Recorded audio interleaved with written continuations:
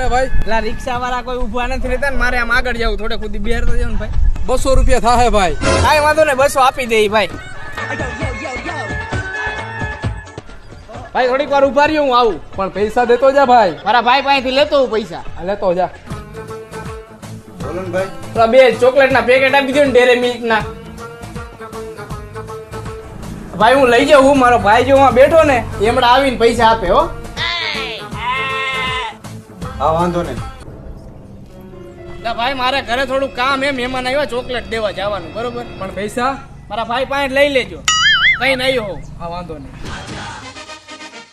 ભાઈ મારા પૈસા ભાઈ તમારા ત્યાં 800 રૂપિયા. 800 રૂપિયા ને 200 રૂપિયા તમે કોણ? હું એક્ટિવા વાળો તો હું દુકાન વાળો. તો એ કોણ હતું ઈ તમને બેને ચૂનો લગાવવા વાળો. આવા માણસો રહી અહીંયા